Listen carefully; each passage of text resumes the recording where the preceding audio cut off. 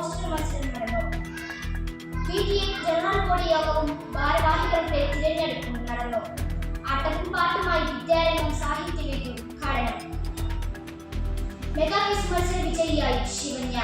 വാർത്തകൾ വിശദമായി. അഭിലാഷ് സ്കൂളിലെ നവാഗതർക്കായുള്ള പ്രവേശനോത്സവവും കുട്ടികൾക്കായുള്ള വിതരണവും നടന്നു.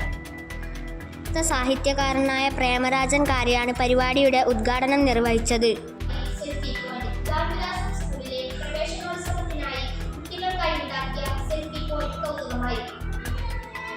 കാറിന്റെ ആകൃതിയിലുള്ള സെൽഫി പോയിന്റ് കുട്ടികൾക്ക് ആവേശമായി.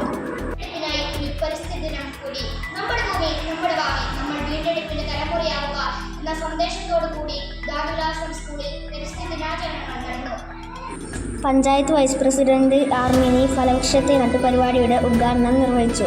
തുടർന്ന് ഓരോ ക്ലാസുകളുടെയും നേതൃത്വത്തിൽ വിദ്യാലയാങ്കണത്തിൽ ഫലവൃക്ഷത്തെ നടലും പൂന്തോട്ട നിർമ്മാണവും നടന്നു. രണ്ടാഴ്ച നീളുന്ന വായനോത്സവത്തിന് തുടക്കമായി. എഴുത്തുകാരനായ മനോജ് കുമാർ പഴശ്ശി സ്കൂൾ തലത്തിലും ക്ലാസ് തലത്തിലും നിരവധി പ്രവർത്തനങ്ങൾ ഉൾക്കൊള്ളിച്ചായിരിക്കും വായനോത്സവം അരങ്ങേറുകയെന്ന് HM രാധിക ടീച്ചർ അറിയിച്ചു.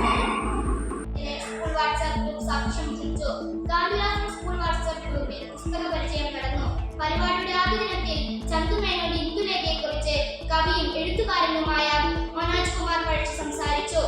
അധ്യാപകനായ പ്രദീപൻ കണ്ണോത്ത്, രക്ഷിതാക്കളായ ശ്രീമതി മിനി പ്രകാശ്, ലിനി, സുവിന, ശരണ്യ പ്രിയേഷ്, സ്മിത, ശരണ്യ പ്രതാപൻ, അർഷിത, സുചിത്ര, രമ്യ, ശ്രീന കണ്ണൻ എന്നിവരും കുട്ടികളുടെ ഭാഗത്തുനിന്നും ആദിദേവ്, ജൽവ ജന്നത്ത്, ഷഹാന ഷെറിൻ എന്നിവരും പുസ്തക പരിചയം നടത്തി.